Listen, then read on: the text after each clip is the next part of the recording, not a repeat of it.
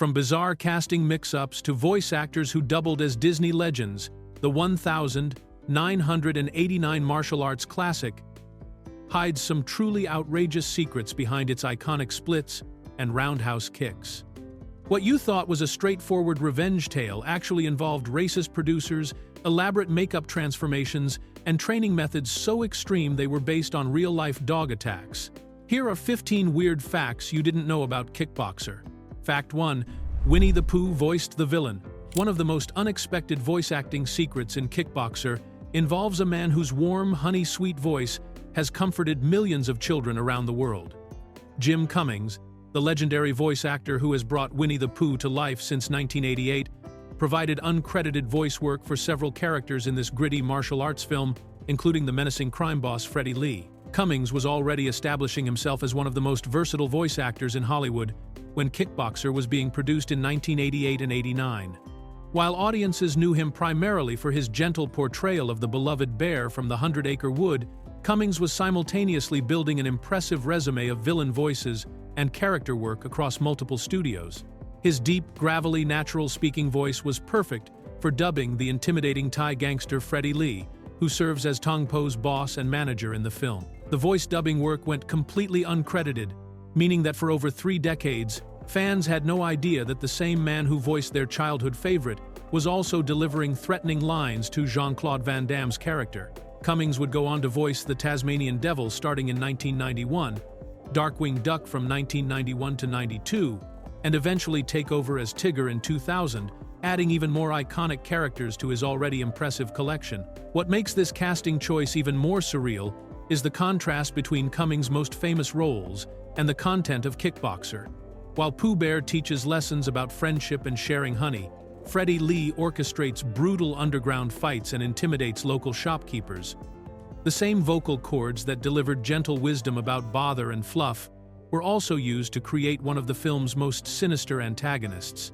This hidden connection remained largely unknown until film trivia enthusiasts began digging deeper into the movie's production credits, discovering that one of Disney's most treasured voice actors had secretly contributed to this testosterone-fueled revenge story set in the underground fighting world of Thailand. Fact 2. The dog chase was autobiographical. One of the most memorable and bizarre training sequences in Kickboxer features Kurt Sloan running through the countryside with raw meat tied to his leg while being chased by Shan Chow's aggressive dog. What audiences didn't realize is that this seemingly outlandish training method was directly inspired by Jean-Claude Van Damme's actual childhood martial arts experiences in Belgium. During his early karate training as a young student, Van Damme's instructor put him through an unusual and intense conditioning exercise that would later find its way into the movie. The karate teacher ordered the young Van Damme to put on a protective suit and then withstand the attempts of a trained attack dog to pull him to the ground. This wasn't just a one-time training session, but rather a regular part of his martial arts education, designed to improve his balance, reflexes, and ability to maintain composure under extreme pressure. The real-life training exercise was meant to simulate the unpredictable nature of combat situations where an opponent might try to take you down or attack from unexpected angles.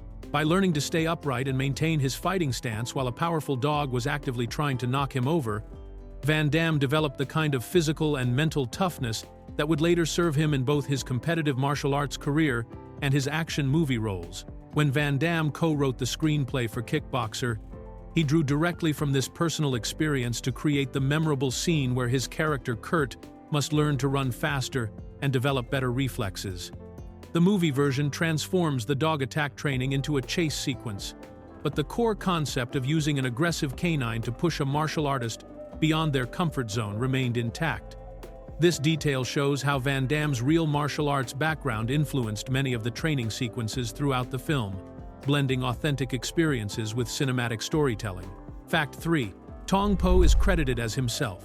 When audiences watched the end credits of Kickboxer roll by, they saw something that seemed to confirm the authenticity of the film's brutal villain. The menacing Thai fighter Tong Po was listed in the credits as playing himself, suggesting that this intimidating champion was a real person rather than an actor portraying a character. This credit listing created a powerful illusion that made the movie's central antagonist appear more genuine and threatening to viewers who assumed they had just watched an actual Muay Thai legend on screen. The reality behind this credit mistake is far more interesting than the simple error it appears to be. Michel Chisi, the actor who brought Tong Po to life, was actually a Moroccan-born martial artist who had moved to Belgium as a child and later traveled to Hollywood with his childhood friend Jean-Claude Van Damme.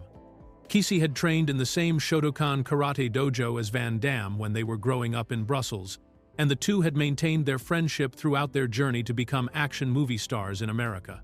Rather than being the fearsome Thai warrior his screen presence suggested, Chisi was originally working as a choreographer on Kickboxer when he overheard the production crew discussing their need for a tall, Asian-looking actor with Muay Thai experience.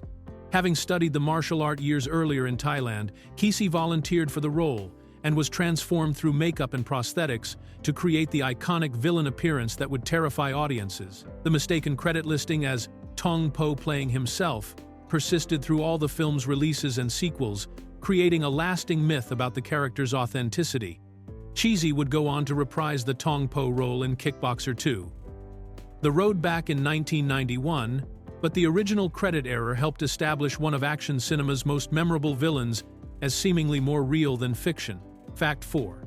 Racial makeup transformation scandal. The casting of Michel Chisi as Tong Po involved a troubling behind-the-scenes story that reveals the racial prejudices present in Hollywood during the late 1980s. Producer Menahem Golan initially refused to cast Chisi in the role simply because he was of Arab descent, creating a significant obstacle for Jean-Claude Van Damme, who desperately wanted his childhood friend and training partner to be part of the film. Van Damme was determined to find a way to get Chisi into the movie despite the producer's discriminatory stance. Rather than accept defeat, Van Damme reached out to Stan Winston, the legendary special effects artist who had created the iconic Predator creature design just 1 year earlier in 1987. Winston agreed to help transform Chisi's appearance through elaborate makeup and prosthetic work that would make the Moroccan-Belgian actor look convincingly Asian for the role of the Thai villain. The makeup transformation was so extensive and time-consuming that it created an unusual logistical challenge during the film's production. When it came time to travel to Thailand for filming, Chisi was required to wear the full Tong Po makeup and prosthetics during the entire international flight from the United States to Bangkok. This meant he had to endure hours of air travel while completely disguised as his character, unable to remove the makeup until after landing and checking into his hotel. According to Van Damme, who discussed this story in later interviews, the producer was so impressed by Winston's makeup work that he finally agreed to cast Chisi in the role. The transformation was convincing enough to fool audiences for decades, with many viewers never realizing that the intimidating Thai fighter was actually played by someone from North Africa. Van Damme later revealed that he often had to handle interviews and publicity appearances alone because Chisi's Arab heritage was considered a liability by some directors and producers in Hollywood at the time. Fact 5. Chuck Norris tried to steal the movie. During the development of Kickboxer, one of the biggest action stars of the 1980s made a serious attempt to take over the project for himself.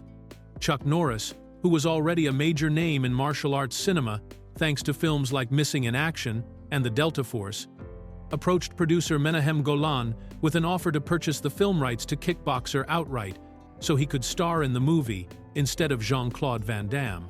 At the time, this move would have made perfect business sense from Norris's perspective. He was an established box office draw with a proven track record of successful action films, while Van Damme was still a relatively unknown actor trying to build his career after his breakthrough role in Bloodsport the previous year.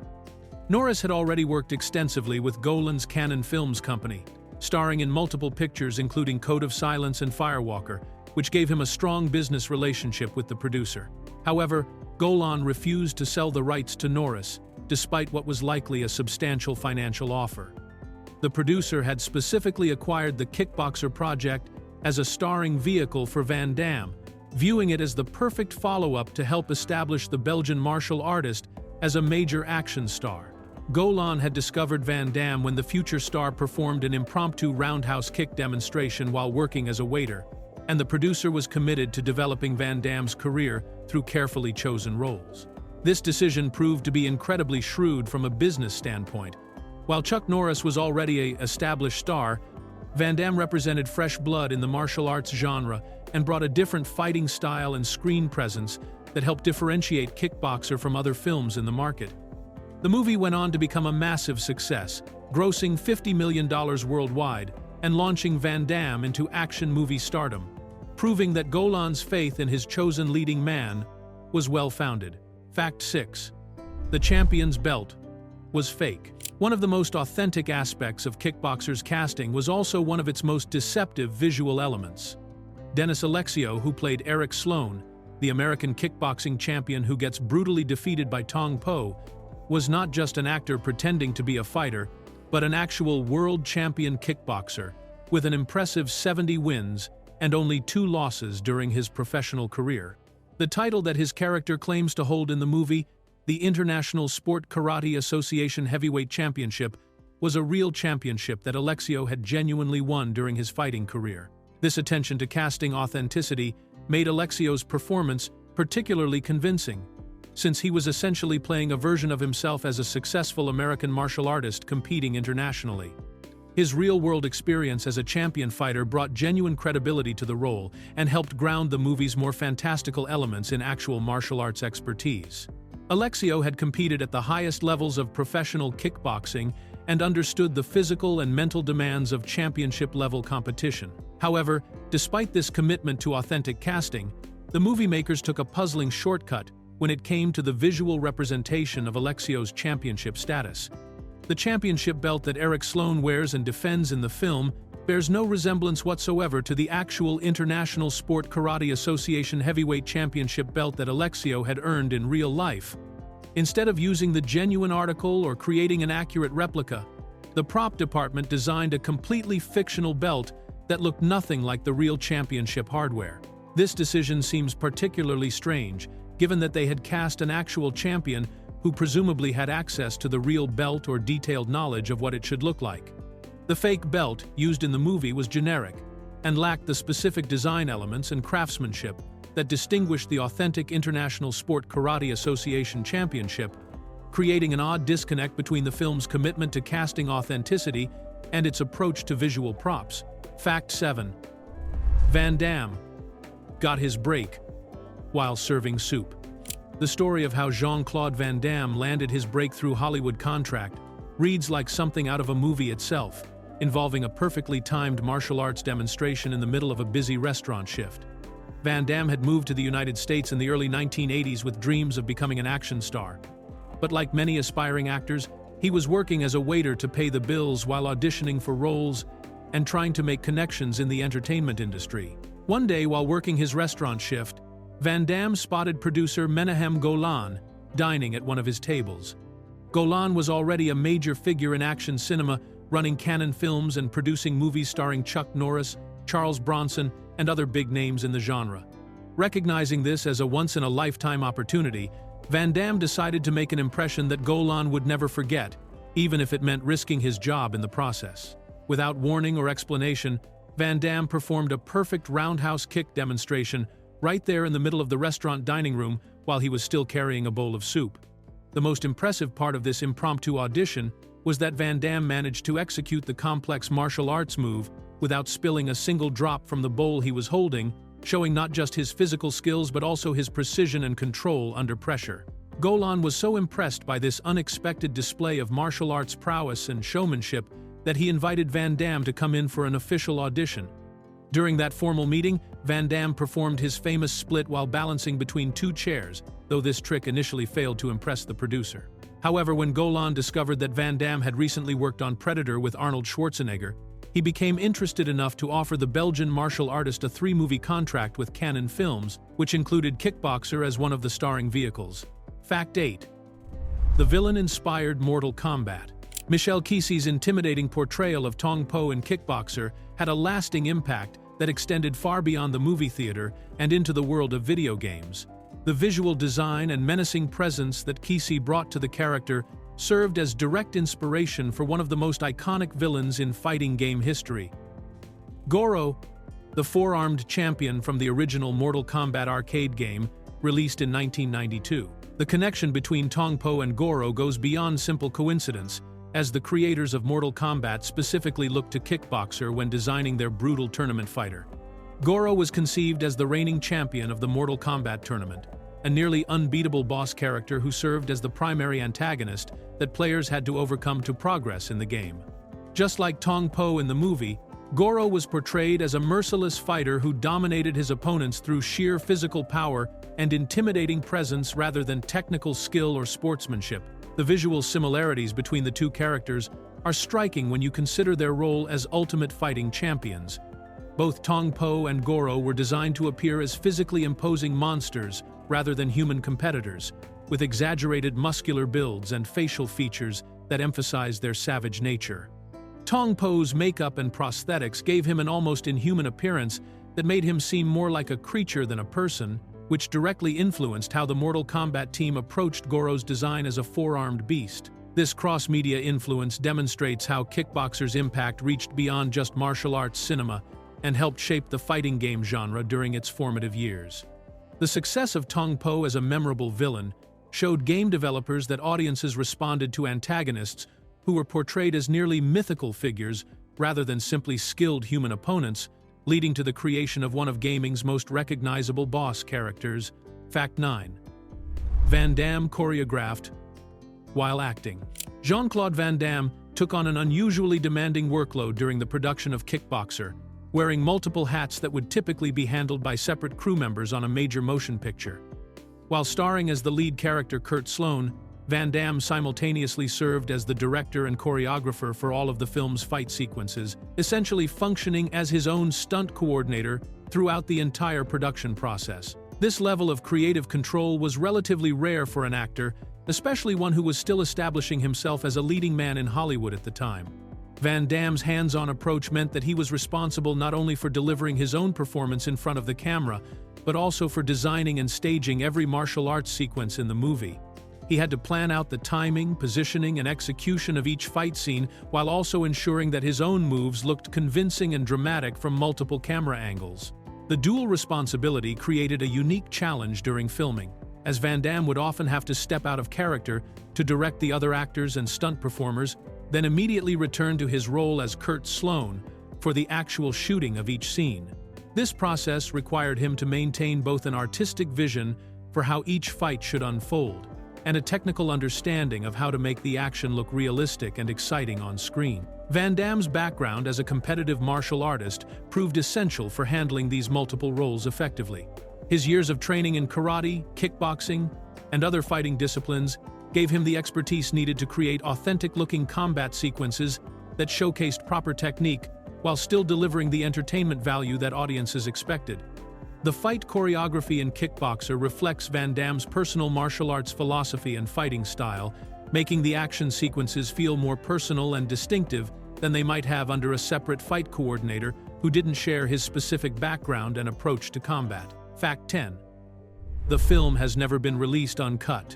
Despite being released on home video formats multiple times across different regions over more than 3 decades, Kickboxer has achieved the unusual distinction of never being available in a complete, uncut version with its original voice dubbing intact. This peculiar situation means that fans of the film have never been able to experience the movie exactly as it was originally created, with different versions containing different missing pieces of the puzzle. The complexity of Kickboxer's various cuts stems from different censorship requirements and distribution decisions made in different countries during its initial release and subsequent home video transfers.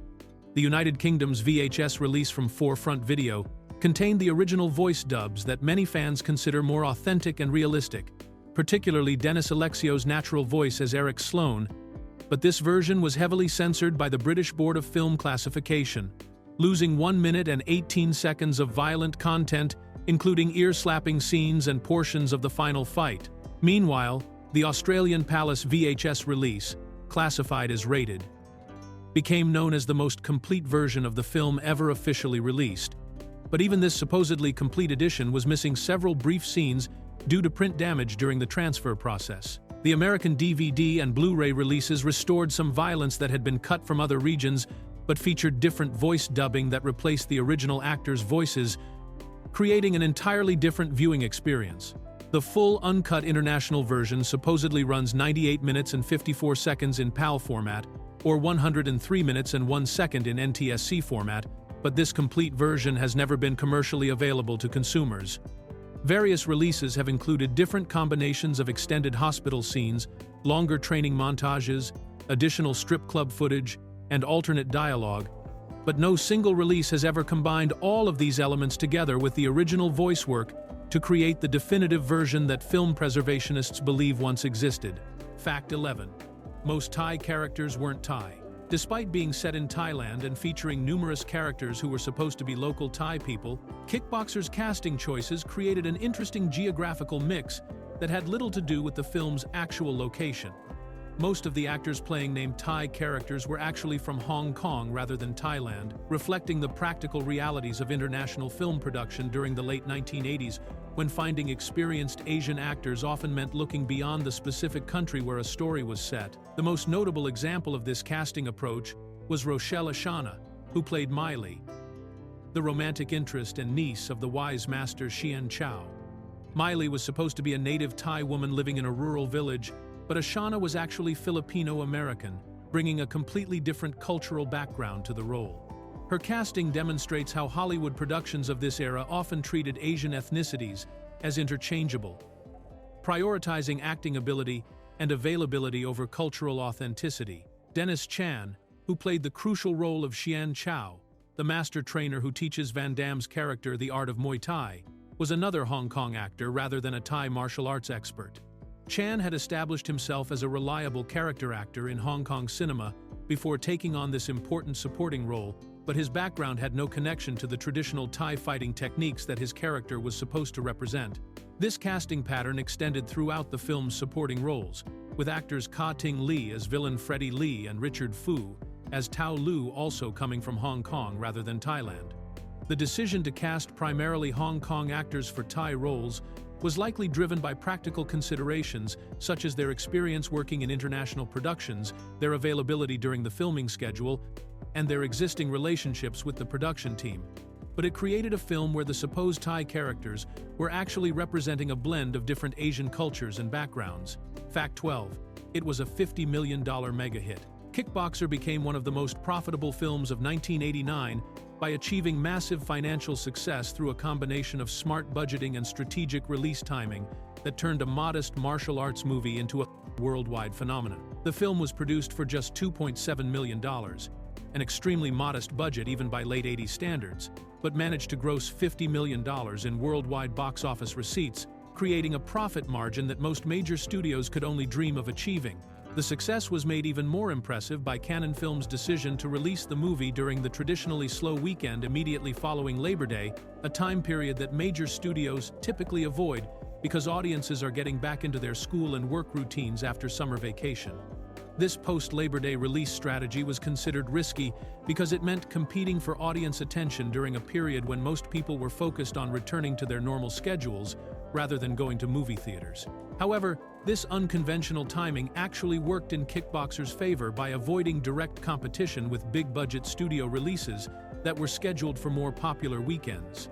The film opened on 973 screens across the United States and earned $4.1 million during its opening weekend, making it the third most popular movie in the country despite the challenging release date.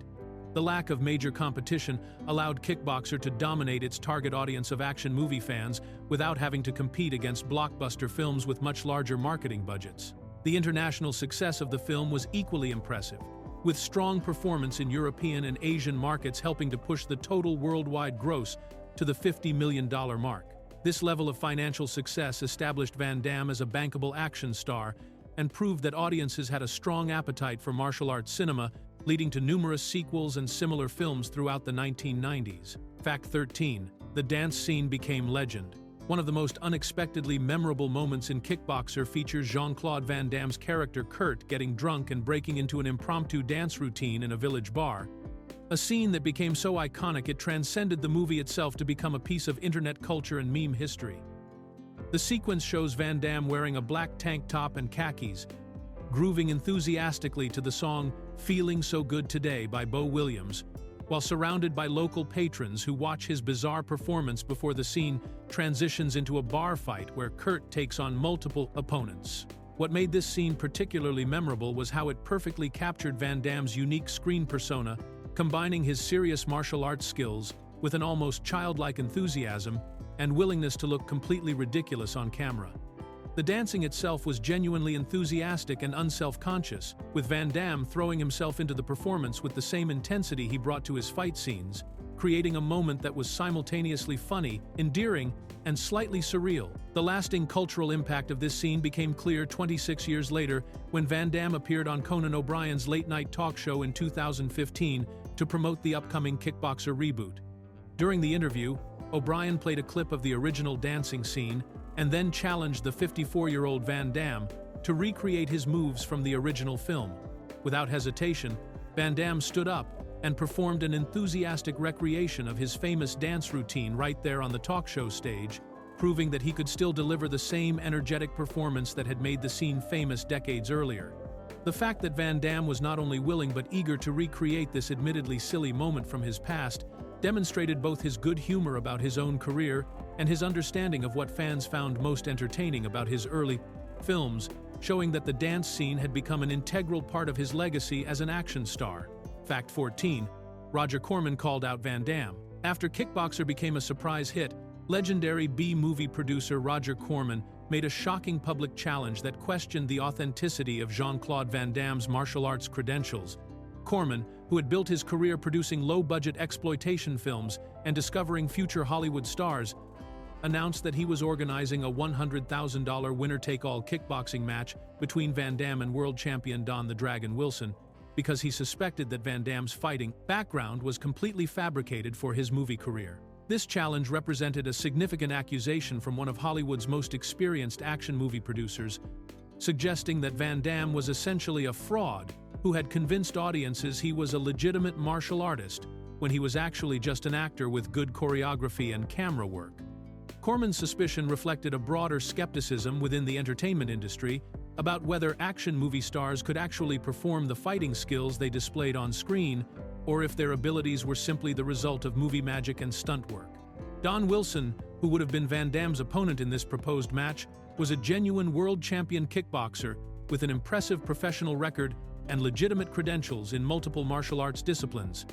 Wilson had already begun transitioning into action movies himself, starring in several martial arts films throughout the 1980s and 90s, making him an ideal candidate to test Van Damme's real fighting abilities outside the controlled environment of a movie set. The proposed fight generated significant media attention and public interest, as fans and critics alike were curious to see whether Van Damme could back up his on-screen persona with actual fighting skills in a legitimate competitive setting. However, despite all the publicity and the substantial prize money involved, the match never actually took place, leaving the question of Van Damme's authentic martial arts abilities unanswered and allowing the speculation about his real fighting credentials to continue. Fact 15. The European title was completely different. When Kickboxer was released in certain European territories, particularly in Germany, distributors made the bizarre decision to rename the film Karate Tiger 3, artificially inserting it into an existing German martial arts film franchise that had absolutely nothing to do with Van Damme's movie. This retitling created a confusing situation where audiences might have expected Kickboxer to be a sequel or continuation of previous German action films, when it was actually a completely independent American production with its own separate storyline and characters. The original Karate Tiger franchise consisted of unrelated martial arts movies that had been packaged together under the same brand name for German distribution, a common practice in European markets during the 1980s, where distributors would group similar action films under umbrella titles to create the impression of successful ongoing series. The first two films in the German Karate Tiger series were No Retreat, No Surrender from 1986, which was retitled as Karate Tiger, and No Retreat, No Surrender 2, Raging Thunder from 1987, which became Karate Tiger 2, Raging Thunder. By calling Kickboxer Karate Tiger 3, German distributors were attempting to capitalize on whatever brand recognition the previous films had established, while also potentially misleading audiences about the actual content and origins of Van Damme's movie. This practice of retitling unrelated films to create artificial franchise connections was particularly common in the German market, where action movie distributors frequently rebranded American martial arts films to fit into existing series or create new ones. The retitling strategy extended beyond just Kickboxer, as the German Karate Tiger franchise eventually included several more unrelated films, including No Retreat, No Surrender 4, which became Karate Tiger 5, The King of the Kickboxers in 1990, and even Kickboxer 3, The Art of War, which was renamed Karate Tiger 6, Fighting Spirit in 1992, creating a completely fictional film series out of movies that had never been intended as connected stories.